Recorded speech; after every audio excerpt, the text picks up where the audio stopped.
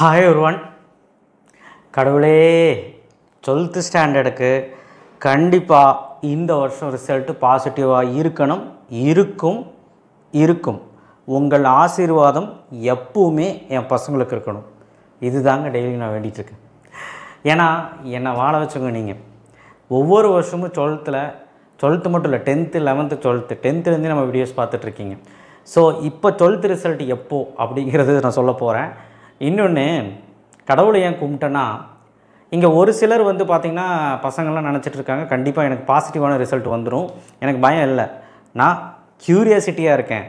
ஆனால் சில பேர் பார்த்திங்கன்னா பயமாக இருக்குது, ஐயோ ரிசல்ட்டு டேட்டு கிட்ட வந்துட்டு டென்ஷனாக இருக்குது, ஐயோ அப்பா அம்மாக்கெல்லாம் தெரிஞ்சு அவ்வளோதான், நம்ம இவ்வளோ கேவலம் எழுதி வச்சுருக்கோன்ட்டு நமக்கு தான் தெரியும், ஐயோ முடிஞ்சு அப்படிங்கிறது இருக்கலாம், நெகட்டிவிட்டியாக இருக்கலாம். இன்னொன்று, நல்லா பண்ணியிருப்பீங்க இருந்தாலும் பயப்படுவீங்க, ஐயோ அம்மாக்கிட்ட எப்படி சொல்கிறது, அப்பாக்கிட்ட எப்படி சொல்கிறது, ஐயோ பயமாக இருக்குது, நர்வஸாக இருக்குது. நான் இப்போவும் சொல்கிறேன், அது உங்கள் அப்பா அம்மா உங்கள் கூட லைஃப் லாங் அண்ட் நீங்கள் பிறந்திருந்து இருக்கிறவங்க. ஸோ அதனால் கண்டிப்பாக உங்களை புரிஞ்சுக்கிறதுக்கு அப்பா அம்மாவை தவிர வேறு யாருக்குமே தெரியாது, அதான் உண்மை. ஸோ அதனால் தயவு செய்து அவங்கக்கிட்ட ஒரு 5 நிமிஷம் மனசை விட்டு பேசிவிடுங்க, ஏதோ டிப்ரெஷனில் இருந்தீங்கன்னா. ஏன்னா ரிசல்ட்டு வர்றதுக்கு ஒரு வாரம் தான் இருக்குது. எப்போ ரிசல்ட்டுன்னு ஃபஸ்ட்டு சொல்லிடுறேன். May 9, 10th 11th அப்புறம் பேசிக்கலாம்ப்பா, சரியா, தனியாக ஒரு வீட்டு போயிடும். May 9 9:30 வந்துடும்ப்பா. ரிசல்ட் எப்படி பார்க்கணும் அப்படின்னு கேட்டிங்கன்னா, ஒன்று வெப்சைட்டில் போங்க, சும்மா நீங்கள் க்ரோமில் போயிட்டு TN 12th ரிசல்ட் அப்படின்னு அடிச்சிங்கன்னா எல்லா ஒரு லிங்க்கெல்லாம் வரும், அதுக்குள்ளே போனீங்கனாலே அடித்தா வந்துடும். சரி, உன் மொபைல் ஃபோனுக்கே ரிசல்ட் வந்துடும்ப்பா. மொபைல் ஃபோனுக்கே இப்போ 9 மணிக்கு ரிசல்ட்டுனா 9:31 வந்துடும். 10 மணிக்கு ரிசல்ட்டு சில டைம் ரிலீஸ் பண்ணுவாங்க, ரெண்டில் ஏதோ ஒரு டைம். இப்போ 10 மணிக்கு ரிசல்ட்னா 10 மொபைல் ஃபோனுக்கு ரெஜிஸ்டர் பண்ணியிருப்பீங்களா, அதுக்கே வந்துடும். இல்லை சார் நான் அதில் தான் பார்ப்பேன், நெட்டில் தான் பார்ப்பேன்னா tnresult.nic.in பார்க்கலாம், இல்லை dg.tn.gov.in அதுலேயும் பார்க்கலாம். ஸோ அப்புறம் HSC ரிசல்ட்ஸ்னு அடிச்சிங்கனாலே க்ரோமில் அடித்தா வரும். அடித்த உடனே உங்களுக்கு என்ன ஓப்பன் ஆகும் அப்படின்னா, டேட் ஆஃப் பர்த்து கேட்கும். டேட் ஆஃப் பர்த்தை கொடுத்துருக்கு. டேட் ஆஃப் பர்த்து 23/12, என்னோடய பர்த்டேவே வச்சுக்கலாமே, 23/12/1990 இப்படி தான் கொடுக்குற மாதிரி இருக்கும். ஸோ டேட் ஆஃப் பர்த் கொடுத்ததுக்கப்புறம் ஒருவேளை உங்களுக்கு 2 3 இருந்தால் சிங்கிள் டிஜிட்டாக இருந்தால் இங்கே 0 3 போடணும், அது அப்படி தான். இங்கேயும் சிங்கிள் டிஜிட்டாக இருந்தால் 0 போட்டுட்டு போடணும். இயர் எப்படி 4 டிஜிட் வந்துடும், சரிங்களா. கரெக்டாக போட்டுட்டு டேட் ஆஃப் பர்த் போட்டுட்டு இங்கே உங்கள் ரெஜிஸ்டர் நம்பர் இங்கே டைப் பண்ணுற மாதிரி இருக்கும். ரெஜிஸ்டர் நம்பர் டைப் பண்ணால் ரிசல்ட் வந்துடும். பயமாக இருக்கல கேட்கும் போதே, எனக்கும் அப்படி தான் இருக்குது. ஏன்னா எங்கிட்டே ஒரு 25 பேர் படித்தாங்க. அப்புறம் நம்ம வீடியோ பார்த்து 1.5 லட்சம் பேர் 2 லட்சம் பேர் 12th படித்தான்.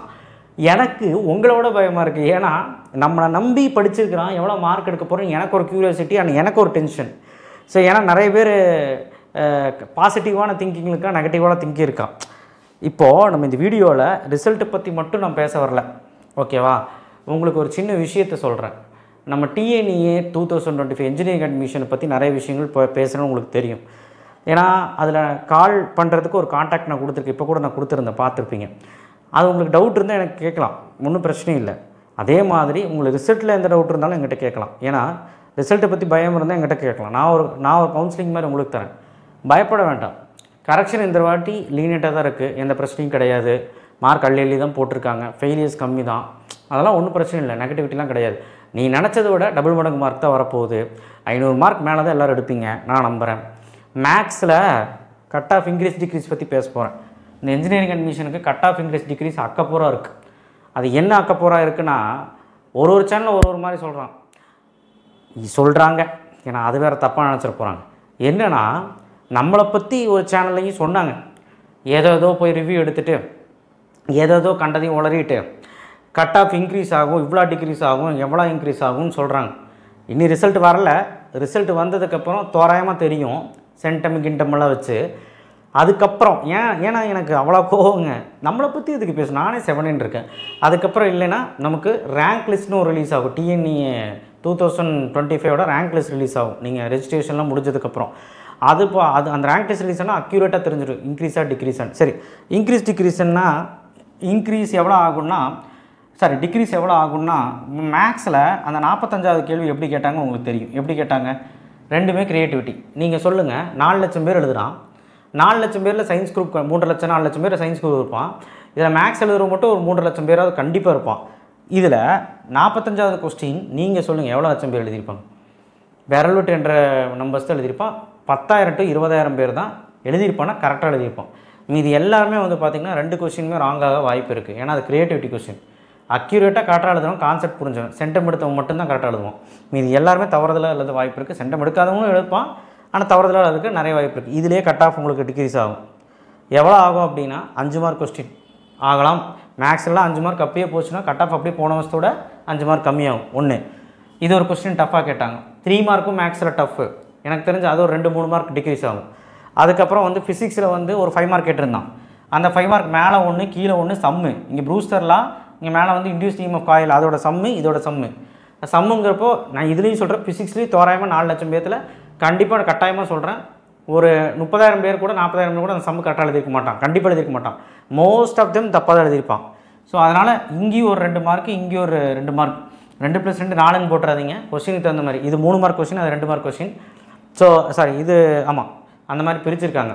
ஸோ அப்படிங்கிறப்போ நமக்கு வந்து எவ்வளோ டிக்ரீஸ் ஆகும்? ஒரு 2 மார்க் டிக்ரீஸ் ஆகும்னு வச்சுக்கலாம். அதே மாதிரி ஃபிசிக்ஸில் கம்பல்சரிக்கு ஈஸியாக தான் கேட்டான், மேபி அதில் கொஞ்சம் போகலாம், அவ்வளோதான். மித்தபடி 2 மார்க்ஸில் ஒரு மாதிரி கேட்டான், அதுலேயும் போகலாம். கெமிஸ்ட்ரியை பொறுத்த வரைக்கும் எதில் போகும் அப்படின்னா கண்டிப்பாக 5 மார்க் கிடையாது. கெமிஸ்ட்ரியில் 5 மார்க்கில் ஈஸியாக தான் கேட்டாங்க. மேபி 3 மார்க்ஸில் 1-2 போகலாம், ஆனால் மேபி தான். ஆனால் 2 மார்க்கில் கம்பல்சரியில் அனிலின் அது எவ்வளோ பேர் போட்டிருப்பாங்கன்னு நினைக்கிறேன். நீ கடைசியாக கம்பல்சரியில் ஏபி கொஸ்டின்ஸில் எவ்வளோ பேர் பி கொஸ்டின்ஸ் கரெக்டாக இருக்கும். இந்த மாதிரி கொஸ்டின் பேப்பரை நம்ம அனலைஸ் பண்ணியிருக்கோம். ஒவ்வொரு வருஷமும் கொஸ்டின் பேப்பரை பொறுத்து தான் இந்த கட் ஆஃப் டிக்ரீஸாக இன்க்ரீஸான்னு தோராயமாக சொல்ல முடியும். இது தோராயம்தான், நான் ஒத்துக்கிறேன். ஆனால் அக்யூரேட்டாக எப்போ சொல்ல முடியும்னா டிஎன்இஏ ரேங்க் லிஸ்ட் வந்ததுக்கப்புறம் தான் பேச முடியும். ஸோ அதனால் இந்த பஞ்சாயத்து ஒன்றுமே ஆகாது, டிக்ரீஸ் தான் ஆகும். அதனால் யாரும் கவலைப்பட தேவையில்லை.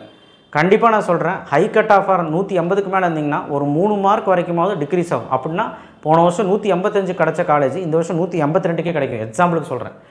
ஒருவேளை 170க்குள்ளே இருக்கிறவங்க 150 170க்கு 5 மார்க் 4 மார்க் 6 மார்க் 4லேருந்து 6 மார்க் வரைக்கும் டிக்ரீஸ் ஆக வாய்ப்பு இருக்குது. 150 கீழே இருக்கிறவங்களுக்கு 10 மார்க் கிட்டத்தட்ட வேரியாக வாய்ப்பு இருக்குது. ஏன்னா கம்மியாக எடுக்கிறவங்க கம்மியாக தான் எடுப்பான், அதிகமாக எடுக்கிறவன் அதிகமாக தான் எடுப்பான். ஆனால் அங்கே ஒரு போட்டி இந்தந்த கொஸ்டின்ஸில் நான் சொன்னேன் இல்லையா, ஃபிசிக்ஸ் கெமிஸ்ட்ரி மேக்ஸில் இந்த கொஸ்டின்ஸில் வம்பு தும்புகள் இருக்குது. அதனால் டிக்ரீஸ் ஆகும். நியாயமா இல்லையா? சரியா? அதுதான், வேறு ஒன்றும் இல்லை. போன வருஷம் மேக்ஸ் ஈஸியாக கேட்டால் கட் ஆஃப் இன்க்ரீஸு தாறுமாறாக இன்க்ரீஸ் ஆச்சு. இந்த தடவை அப்படிலாம் ஆகாது. அதனால் கொஞ்சம் வெயிட் பண்ணுங்கள், உங்களுக்கு சீட்டு கிடைக்கும். இப்போ கட் ஆஃப் இன்க்ரீஸ் டிக்ரீஸ் வச்சு தோராயமாக கணிச்சிடலாமான்னு கேட்டால் நமக்கு அதான் அப்படியெல்லாம் கணிக்க முடியாது. என்ன ஒரு நிம்மதினா போன வருஷத்தை கம்பேர் பண்ணும்போது கிடச்சிரும் அப்படின்னு ஒரு நிம்மதி, அவ்வளோதான், வேறு ஒன்றும் இல்லை. மித்தபடி நம்ம ரேங்க் லிஸ்ட் வச்சு தான் கம்ப்யூட்டர் அலோகேட் பண்ணுவோம், எல்லாமே நம்ம ரேங்க் லிஸ்ட் வச்சு தான். சரி, நம்ம விஷயத்துக்கு வருவோம். 12th result. ஸோ கண்டிப்பாக வந்து எப்படி பார்க்கணுன்னு தெரிஞ்சிருச்சு, பார்த்துருவீங்க, நீங்களே பார்த்துருவீங்க, உங்களுக்கே வந்துடும். பேரண்ட்ஸ்க்கு ஒரு ரெக்வெஸ்ட், கண்டிப்பாக நம்ம சேனல் வந்து இப்போவும் கரியர் கைடன்ஸ் பார்த்துருக்கீங்கன்னு தெரியும், 12th ஃபாலோ பண்ணுவீங்களான்னு தெரியும், பசங்க ஃபாலோ பண்ணியிருப்பாங்க, இப்போ பெரியவங்க நிறைய பேர் நம்ம சேனலில் பார்க்குறாங்க. தயவு செய்து அவன் கம்மி மார்க் எடுத்தாலும் சரி அதிக மார்க் எடுத்தாலும் சரி, அதிக மார்க் எடுத்தால் ஓகே சந்தோஷம், அவனுக்கு ஸ்வீட்டை கொடுத்து அவனை எந்தளவு கவனிக்க முடியுமோ கவனிங்க, அது ஓகே, அது உங்களோட இது. ஒருவேளை நீங்கள் நினச்சிருப்பீங்க ஒரு மார்க், உங்கள் பையன் ஒரு மாதிரி எழுதியிருப்பான், உங்கள் பையனும் பொய் சொல்லியிருப்பான், அம்மா நான் நல்லா எடுத்துருவேன், அப்பா நான் நல்லா எடுத்துருவேன், பயத்தில் சொல்லியிருப்பான். நீங்களும் ரொம்ப எக்ஸ்பெக்டேஷனோடு இருப்பீங்க, பக்கத்து வீட்டிலலாம் சொல்லி வச்சுருப்பீங்க. இப்போ என்ன ஆகும்னா ஒரே டென்ஷனாக இருக்கும் அந்த பையனுக்கு. இப்போ வரைக்கும் டே சாமி எவ்வளோ மார்க்கடா எடுப்பேன்னு சொல்லி போய் இப்போ உட்காந்து நீங்கள் பேசுங்க. பேசி உண்மையை வாங்கி பரவாயில்லடா கண்ணா, மார்க் வந்ததுக்கப்புறம் கம்மியானாலும் பரவாயில்ல, உன்னால் எவ்வளோ முடியுதோ நீ எழுதியிருக்கீல்ல சாமி, அவ்வளோதான். அதே மாதிரி கேர்ள்ஸ் பேரண்ட்டு நான் சொல்கிறேன், ரொம்ப எமோஷன் ஆகிடுவாங்க கேர்ள்ஸ் எல்லாம். ஒருவேளை மார்க் கம்மியாச்சு நினச்சதை விட மார்க் வரல அப்படின்னா நீங்கள் உட்காந்து அவங்ககிட்ட பேசுங்க. தங்கம் பரவாயில்ல தங்கம், நீங்கள் எடுத்த மார்க் வந்து பெரிய மார்க்கு, இந்த அளவுக்கு நான் எடுப்பேன்னு எக்ஸ்பெக்ட் பண்ணலன்னு மனசை தேத்துங்க. அதை விட்டுட்டு அவன் மார்க் எடுக்கலன்னு ரொம்ப கஷ்டப்படுறோம், ரொம்ப எல்லோரும் கஷ்டப்பட்டு தான் இருக்கும், எல்லாருமே கஷ்டப்படுற ஃபேமிலி தான் மோஸ்ட்லி. ஸோ கஷ்டப்பட்டுட்ருக்கோம். இப்போ வந்து மார்க் எடுத்து வச்சுருக்கு பாருங்கள், எவ்வளோ கஷ்டப்பட்டு ஃபோன் வாங்கி தரோம், சைக்கிள் வாங்கி தரோம், எல்லாத்துக்குமே எல்லாம் பண்ணுறோம், காசு தரோம், எல்லாமே பண்ணுறோம், எல்லாம் வாங்கி தரோம், மார்க் மட்டும் எடுத்துடாத அப்படின்னு தயவு செய்து கத்தாதீங்க. ஏன் நான் சொல்கிறேன்னா இந்த காலத்து இந்த ஜென்ரேஷன் பசங்க ரொம்ப சீக்கிரமாக ஒரு முடிவு எடுத்துடுறாங்க, திங்கிங் சரி கிடையாது. அதனால் தப்பு சொல்ல, இந்த ஜென்ரேஷன் தப்பு சொல்ல, தப்பாக எடுத்துக்காதீங்க. திங்கிங் வந்து ஓவர் திங்கிங் ஆயிடுறாங்க. கையில் வேறு ஒரு ஃபோன் இருக்குது, அதில் நெகட்டிவ் இருக்குது, பாசிட்டிவ் இருக்குது. அதனால தான் நான் சொல்கிறேன். ஸோ அதனால் பையனுக்கு எல்லாமே தெரியும், இருந்தாலும் ஒரு பயம் இருக்கும். நம்ம சரியாக பண்ணலை, அப்பா அம்மாக்கிட்ட எப்படி ஃபேஸ் பண்ணுறது? அப்பா அம்மா தவிர வேறு எதுவும் கிடையாது. பக்கத்து வீட்டில் கேட்குறாங்க, சொந்தக்காரங்க கேட்குறாங்க, பரவாயில்ல, ஜஸ்ட் ஒரு நம்பர் ரிசல்ட்டு. அந்த நம்பருக்காக உங்கள் பையனை விட்டு கொடுக்கணுன்னா விட்டு கொடுத்துக்கோங்க. பட் ஆனால் பையன்கிட்ட அப்படி நடந்துக்காதீங்க. சொந்தக்காரன் ஃபோன் பண்ணி கேட்குறான், பக்கத்து வீட்டுக்காரன் கேட்குறான், அவமானமாக இருக்குது. அப்புறம் கம்பேர் பண்ணுறது, மற்ற பையன் கூட கம்பேர் பண்ணுறான். அவனை பாரு 500 மார்க் எடுத்திருக்கான், நீ என்னடா அப்படின்னு போச்சு. அவன் ஓகே, எதுவுமே இந்த காதில் வாங்கி இந்த காதில் விட்டால் பரவாயில்லையே. எமோஷன் கேரக்டர் வந்து அவன் கொஞ்சம் சீரியஸ் ஆகிட்டான்னா நினச்சி பாருங்கள். நமக்கு பிள்ளைங்க தான் முக்கியம், அதுக்கப்புறம் தான் மார்க்கு. அதே மாதிரி தான் ஸ்டூடெண்ட்ஸ், உங்களுக்கும் நான் சொல்கிறேன், இந்த மார்க் முக்கியம் தான், இல்லைன்னு சொல்ல. பட் அந்த மார்க்கு மட்டுமே உங்கள் லைஃப்பை தீர்மானிக்காது. இது எவ்வளோ பேரே சொல்லிட்டாங்க, இந்த மார்க்கு மட்டுமே லைஃப்பை தீர்மானிக்காது. இப்போ பாருங்கள், எனக்கு எவ்வளோ லட்சம் சப்ஸ்கிரைபர் இருக்காங்க, பீத்திக்கலை. நானும் கஷ்டப்பட்டு தான் வந்திருக்கேன். நான் எவ்வளோ மார்க் எடுத்தேன்? ஜஸ்ட் 70% தான் மார்க் எடுத்தேன் 12th. இன்றைக்கி உங்கள் முன்னாடி நின்று ஓரளவுக்காவது நான் பேசுகிறேன்ல. எல்லாத்துக்கும் ஒரு காலம் இருக்குது, கண்டிப்பாக வந்து ஜெயிப்பீங்க. அதே மாதிரி தான் நிறைய ஜாம்பவான்கள் 12th மார்க் எடுத்தெல்லாம் வரல, அவங்க ஃப்யூச்சரில் சாதிச்சதுக்கப்புறம் தான் வந்தாங்க. அதாவது உங்களோட ஃப்யூச்சர்லனா அவங்களுடைய ஃப்யூச்சரில். அப்போ நீங்களும் வந்து பார்த்திங்கன்னா ஒரு வேளை கம்மி மார்க் எடுத்தால் உங்களுக்குன்னு ஒரு திறமை இருக்கும், அதை யூஸ் பண்ணி நீங்கள் மேலே வந்துடுவீங்க. அந்த நம்பிக்கையை விதைக்கிறது யாருன்னா பேரண்ட்ஸ் தான். பேரண்ட்ஸ் தான் விதைக்கணும். நீங்கள் வந்துருவடா சாமி, மார்க் மட்டுமே ஒரு இது கிடையாதுடா சாமி, நீ மேலே வந்துருவடா, கண்டிப்பாக உனக்கு வந்து கடவுள் காப்பாற்றுவார்ரா, 4 வருஷம் கழிஞ்சு கையில் ஒரு வேலை கிடைக்கும், அந்த வேலை வந்து உன்னை காப்பாற்றுண்டா. இன்றைக்கி மார்க் எந்த முடிவும் நிர்ணயிக்காதுங்க, அதை புரிஞ்சுக்கோங்க. Just number. நீ 500 600க்கு 300 மார்க் எடுத்துட்டேன்னு சொல்லி அழுதுட்டு இருந்தாலும் நீ எழுதுனது தானே, நீ எழுதுனதுக்கு மார்க் வந்திருக்கு, அக்செப்ட் பண்ணிட்டு போயிட்டே இரு. அப்புறம் பேரண்ட்ஸ் கிட்ட நீ திறந்து சொல்லிடு, இதுதான் தெரியாமல் பண்ணிட்டேன்ப்பா அப்படின்னு. அந்த பேரண்ட்ஸ்க்கும் நான் சொல்கிறேன், அவன் என்ன ஒரு எமோஷனாலும் நீங்கள் தட்டி கொடுக்க வேண்டியது உங்கள் கடமை. நீங்கள் தான் ஃப்ரெண்டே அவனுக்கு. ஃப்ரெண்ட்ஸ் வந்து 1000 கிண்டல் பண்ணுவான், இல்லை வந்து சீரியஸாக இருப்பான், அதெல்லாம் விட்டுருங்க. 2 நாள் தான் அந்த எமோஷன் இருக்கும். அந்த 2 நாளுக்கு அப்புறம் அதை மறந்துட்டு உங்கள் வேலை என்னமோ பாருங்கள், சரிங்களா? இது ஒரு விஷயம். அண்ட் நெக்ஸ்ட்டு, ரிசல்ட் வந்ததுக்கப்புறம் உடனே காலேஜுக்கெல்லாம் போகணுன்னு அவசியம் இல்லை, சரிங்களா? உடனே காலேஜ் குடுன்னு போயிட்டு நம்ம போய் நிற்கணும்னு அவசியம் இல்லை. பிஹெச்சி காலேஜ் கோயம்புத்தூரில் இருக்குது. பிஹெச்சி ஆர்ட்ஸ் அண்ட் சயின்ஸ் எடுத்தாலும் சரி, அந்த இன்ஜினியரிங் கூட கிடையாது, ஆர்ட்ஸ் அண்ட் சயின்ஸ் லைனாக 1000 பேர் நின்றுவாங்க காலையில் 5 மணிலேருந்து. நான் இப்போ சொல்கிறேன், எல்லாமே ஆன்லைனாக மாறிடுச்சு. இப்போ அட்மிஷன் ஆன்லைனில் எல்லாம் புக் பண்ணிகிட்டு இருக்காங்க, ஆன்லைனில் மாறிடுச்சு. ஸோ ரிசல்ட் வந்த பிறகு நீங்கள் ஆன்லைனில் இது பண்ணிக்கலாம். நீங்கள் ஃபோன் பண்ணி கூட கேட்கலாம் பிஹெச்சியில். பிஹெச்சி மட்டும் சொல்கிறேன்னு நினைக்காதீங்க, எல்லா காலேஜும் தான். நீங்கள் இப்போல்லாம் ஆன்லைனில் இருக்குது, எல்லாமே நீங்கள் ஃபோன் பண்ணியே கேட்டுக்கலாம், என்ன பண்ணணும் எது பண்ணணும். நீங்கள் எதுக்கு போய் தெருவில் போய் நின்று அலையிறீங்க? ஃபஸ்ட்டு கொடுக்கணுன்னு ஓர்டர் நிப்பாட்டுங்க, அன்றைக்கி ஃபுல்லாக ரிலாக்ஸ்டாக இருங்க. அதுக்கப்புறம் அடுத்த நாள் வந்து காலேஜை பற்றி யோசிங்க, சரியா? இன்ஜினியரிங்னா நீங்கள் கவுன்சிலிங்னா யோசிக்கணும். கவுன்சிலிங் எந்தெந்த இன்ஜினியரிங் மட்டும் இல்லை, எந்த கவுன்சிலிங் அட்டன் பண்ணுறதுனால ஸ்லோ ப்ராசஸ் தான். ஸோ அதனால் வெயிட் பண்ணுங்கள். அப்புறம் 2-3 நாள் கழிஞ்சு தான் டிசியும் நம்ம ஒரிஜினல் டூப்ளிகேட் மார்க் ஷீட், அதாவது ப்ரொஃபஷனல் மார்க் ஷீட்டும் தருவாங்க. ஸோ இது வந்து நம்ம போய் ஸ்கூலில் போய் வாங்கணும், ஸ்கூல்லேருந்தே உங்களை கூப்பிட்டுருவாங்க, இல்லைன்னா நியூஸ்லேயே வந்துடும். அதை தெரிஞ்சு நீங்கள் போய்க்கோங்க. மோதிட்டு ஸ்கூலுக்கு ஓடணும்னு அவசியம் இல்லை. இல்லை ஸ்கூலில் போய் உங்கள் மிஸ்ஸை பார்த்து நன்றி சொல்லணும்னா அது சொல்லிக்கோங்க, அது வேறு விஷயம். ஆனால் ஓடி போகணுன்னு அவசியம் இல்லை. அதே மாதிரி தான் காலேஜுக்கும் முந்தி அடித்து போகணுன்னு அவசியம் இல்லை. ஒரு வேளை காலேஜ் கிடைக்காம போயிடுமோ, எல்லோரும் போய் சேர்ந்துருவாங்களோ, அப்படிலாம் கிடையவே கிடையாது. நல்ல மார்க் வச்சுருந்தேன்னா ஓகே, நல்ல மார்க் இல்லைன்னா கொஞ்சம் ரிலாக்ஸ் ஆகிட்டு அடுத்த நாளோ இல்லை நாளானிக்கோ அதுக்கடுத்த ஒரு நாள் விட்டோ நீ போய்க்கோ, ஒன்றும் பிரச்சனையும் இல்லை, சீட் அங்கே தான் இருக்கும்.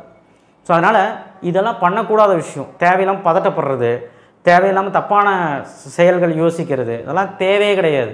ஜஸ்ட் ரிசல்ட் இஸ் ஒரு நம்பர். நீங்கள் சொல்லிட்டீங்க சார் ஜஸ்ட் ரிசல்ட் இஸ் நம்பருன்னு, நாங்கள் எப்படி சார் அக்செப்ட் பண்ணிக்கிறதுனா இதுதான் உண்மை. 2 நாள் கழிச்சா நீயே அப்படின்னு போயிடுவேன். இன்றைக்கி நான் 12th படிச்சிருக்கேன், 17 வருஷம் ஆச்சு. 12th மார்க் என்னென்னு கேட்டால் எனக்கு கொஞ்சம் கூட ஞாபகம் இல்லை, ஓரளவுக்கு தான் ஞாபகம் இருக்குது. ஸோ அந்த 12th மார்க் என்ன வந்து யூடியூப்பில் நிற்க வைக்கலை. அதே மாதிரி தான் அந்த 12th மார்க் முடிவு பண்ணி எந்த ஒரு சாதிப்பாளரையும் நிற்க வைக்கலை, அவங்களா அவங்க திறமையில் போனது தான். அதே மாதிரி தான் நீங்களும் 12th mark நிர்ணயிக்காது. But 12th mark பாசிட்டிவாக இருந்து ஹைப்பாக இருந்தால், நல்ல கட் ஆஃப் இருக்குது, நல்ல டோட்டல் இருக்குது அப்படின்னா தயவுசெய்து you can go and counselling attend பண்ணலாம் அண்ட் நல்ல காலேஜில் போய் சீட் போடலாம். கம்மி மார்க்காக இருந்தால் ஒரி பண்ண வேண்டாம், அதுக்கான வழிகள் ஏதாவது இருக்கும், அந்த வழிகளில் போகலாம். நம்ம வேறு எங்கேயா போய் சீட் எடுக்கலாம், என்ன கோர்ஸ் படிக்கலாம்னு பாருங்கள், என்ன காலேஜில் படிக்கும், உனக்கான காலேஜஸ் இருக்குது, அந்த காலேஜில் போய் படிக்கலாம். அந்த மாதிரி பாரு, அடுத்தது மூவ் ஆன் பண்ணிவிடுன்னு சொல்லணும். ஸோ பேரண்ட்ஸ் ரொம்ப முக்கியமாக, நீங்கள் எமோஷன் ஆகக்கூடாது, அவனை அடிக்கவோ திட்டவோ கூடாது. இது நான் எச்சரிக்கையாக சொல்கிறேன். ஏன்னா பையனோட வாழ்க்கை ரொம்ப முக்கியம். பையனோட emotion is a very very important. அவனோட எமோஷனுக்கு மதிப்பு கொடுத்து நீங்கள் வந்து தயவு செய்து உங்கள் காலில் வேணால் விழுகிறேன், தயவு செய்து அந்த பையனுக்கு கொஞ்சம் ஃப்ரீடமாக பேசி பாருங்கள். இன்றைக்கின்ற இந்த ரிசல்ட்டு முடிகிற காலம் முடியாது. ஏன்னா சில வீட்டிலலாம் இருக்காங்க, அப்பாவுக்கு வேலை டென்ஷன், அங்கேருந்து வந்தோன்னா அவர் பார்த்தாலே பேச மாட்டான், பயப்படுவான். அப்பா பார்த்தாலே பயப்படுவான். அவர் மாதிரி ஆளுக்கிட்ட போயிட்டு ரிசல்ட் எப்படி அவன் பையன் சொல்லுவான்? அதனால் பயப்படுத்த வேண்டாம் பேரண்ட்ஸ். நீங்கள் அவங்ககிட்ட உட்காந்து மனசு விட்டு, டே சாமி எவ்வளோடா மார்க் வரும், சரி ஓகேடா மார்க்கு வந்ததுக்கப்புறமும் சரி, டே ஓகேடா பரவாயில்லடா நான் இது கூட எடுக்க மாட்டேன்னு நினச்சேன்டா அப்படின்னு சொல்லிவிட்டு ஒரு மனசு தேற்றிட்டு விட்டுருங்க. அதுக்கப்புறம் மூவ் ஆன் பண்ணுங்கள், நெக்ஸ்ட்டுக்கு என்ன பண்ணலான்னு. Okay, that's it. இதை தான் சொல்லணும்னு நினச்சேன். அதனால் ஜாலியாக இருங்க, ஒன்றும் ஆகாது. ரிசல்ட்டு நீங்கள் நினச்ச விட நல்லா வரும். என்ன பாருங்கள், ப்ரே பண்ணிக்கோங்க. ரிசல்ட்டுக்கு முன்னாடி நாள் வந்து நான் என்னெல்லாம் பண்ணணும் திரும்பவும் சொல்கிறேன், இதே தான் சொல்லுவேன். ஆனால் வந்து சில விஷயங்கள்லாம் இருக்குது, என்னென்ன டாக்குமெண்ட்ஸ் வச்சுருக்கணும், என்னெல்லாம் நீங்கள் ரெடியாக இருக்கணும், அப்படியே ஒரு அலர்ட் வீடியோ நான் வந்து ரிசல்ட்டுக்கு முன்னாடி நாள் பேசுவோம்.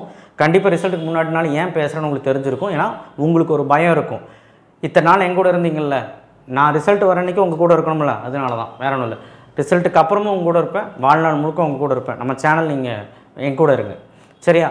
சப்ஸ்கிரைப் பண்ணலாம் பண்ணுங்கள். அண்ட் கீழே அந்த வாட்ஸ்அப் சேனல் லிங்க்கில் வந்து ஜாயின் பண்ணுங்கள். தயவுசெய்து ஃப்ரீயாக இருங்க. That's it. தேங்க்யூ.